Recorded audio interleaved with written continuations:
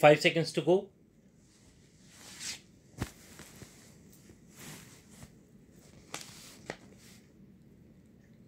Start. Sir, some days ago I had the honor of presenting to the House the report of the Planning Commission on the second 5-year plan. I presume that many members have read it since then, either fully or in parts. I have now the honor to move the following resolution. This House records its general approval of the principles, objectives, and programs of development contained in the second 5-year plan as prepared by the Planning Commission. Those honorable members who have read this report have probably not found it very light reading. A report of this type can hardly be termed light reading, although I believe there are many parts of it which are exciting reading. Few of us can say that we agree with every single word in this report and with every single proposal.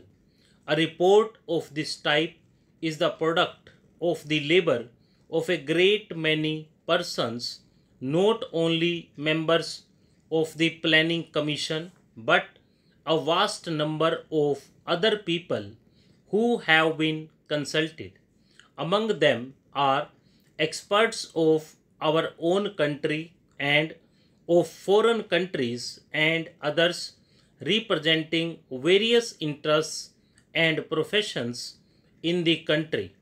As with all joint products, there is an attempt to meet different viewpoints. I hope this House will view the report as a whole, keeping in mind the unity of approach, objectives, methods, and principles underlying it, and not so much the details. It is open, of course, to any honorable member to criticize or to make suggestions in regard to any part of the report, whether it be principles or details. But I submit that the important thing is to get hold of the main principles. I propose, therefore, to deal with the broad principles only. The subject of this report is obviously not only of the highest importance, but something that produces in me very great excitement. It is an exciting subject because it deals with the future of 360 millions of people. To some extent, that future will affect the future of other countries and even of the rest of the world. It therefore becomes an enthralling and exciting subject. We are engaged in the shaping of the future of India.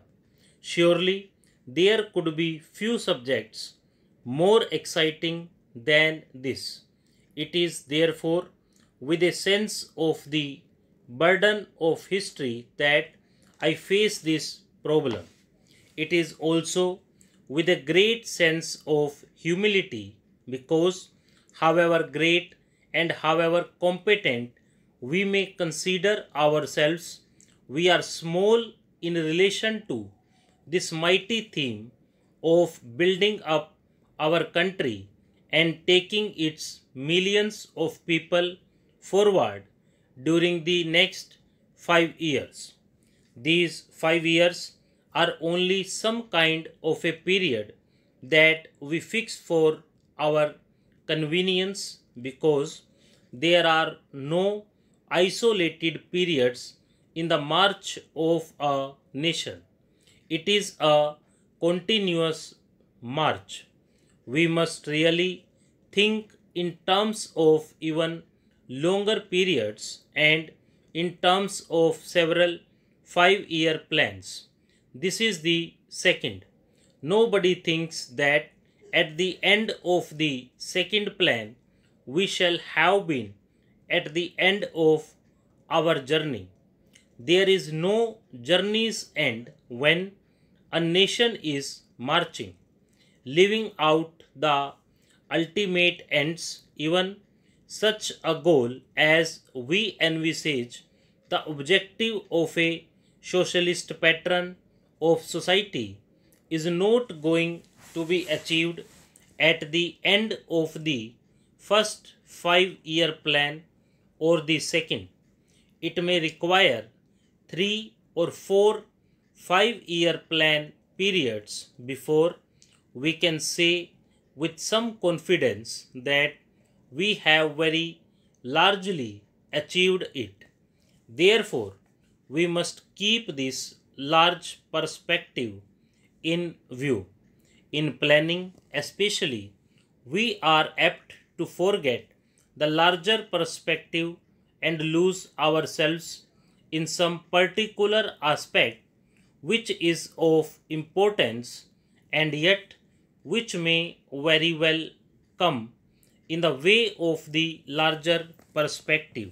For example, take the question of regional development. We all agreed that there should be a uniform development all over India. We are all agreed that disparities not only as between individuals in regard to income but as between the various areas in India should be removed, that there should be equality of growth and opportunity all over India. But if we start applying that principle regardless of the other objectives and perspectives, we may spoil the whole plan. We may not have very much to give to any region. Therefore, in looking at the 5-year plan, we have to think really of several 5-year plans. That is why it is becoming more and more important that we should, in addition to the period we are dealing with, have a longer perspective in view. The second 5-year plan necessarily deals with what might be called material objectives. They are very important because it is on the basis of certain material achievements that we can build other achievements. The plan deals to some extent, no doubt, with culture and like matters. Nevertheless, it confines itself chiefly to material advance. That does not mean that we attach no importance to other aspects. Stop.